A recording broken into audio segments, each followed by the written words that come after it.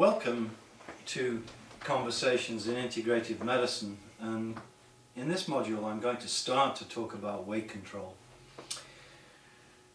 Perhaps people are tired, especially in America, of being told that they're overweight and idle, but the fact is we have a major public health problem facing us, which is really the obesity or overweight epidemic, which has now reached global proportions.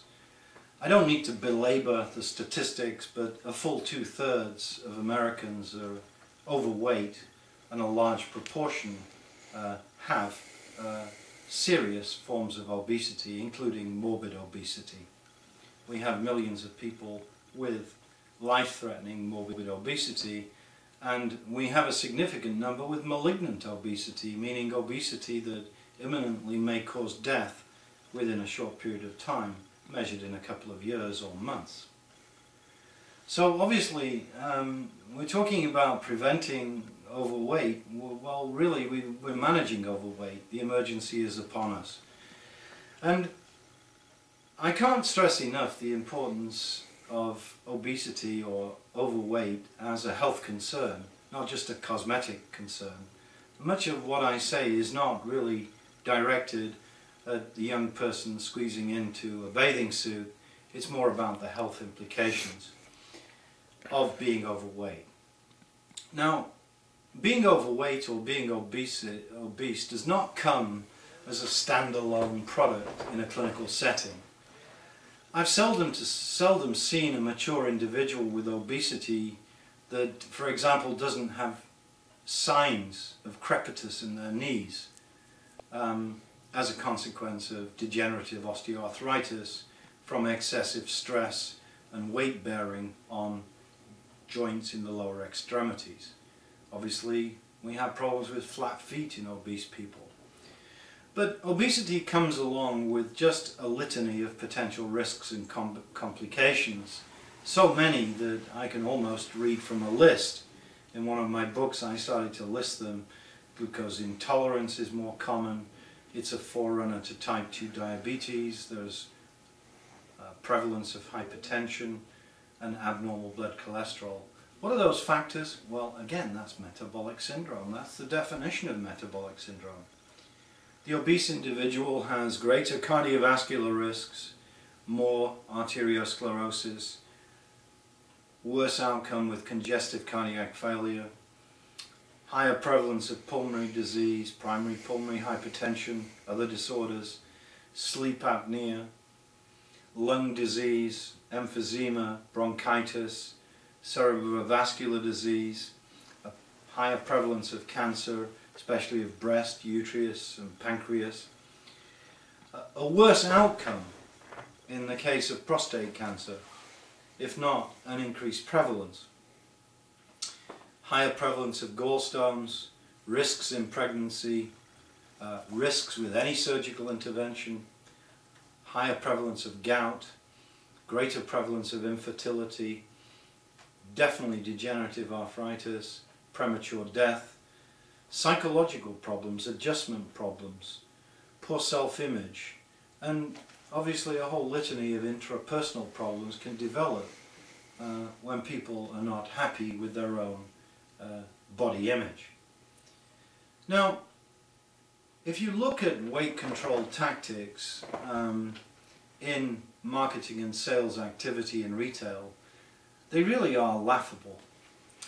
The last thing we need these days is another fad diet. We need dietary guidelines, but it's safe to say that there isn't a diet in the history of medicine that's resulted in sustained weight control. Of course, diets can cause short-term weight loss, but relapse from diets is almost universal in many people within a 5-year period, about 80% relapse or more. So diet's an important component. We can't hang our hat on diet alone, but we need what we try to describe as an optimal diet, which is rich in fiber, reduced in simple sugar, preponderant in healthy fats, especially omega-3, modest in protein, and low in salt, combined with positive lifestyle change. And that's the keynote introduction to weight control. And those are the first steps. Now, beyond that, we have adjuncts to weight control, and they can include dietary supplements.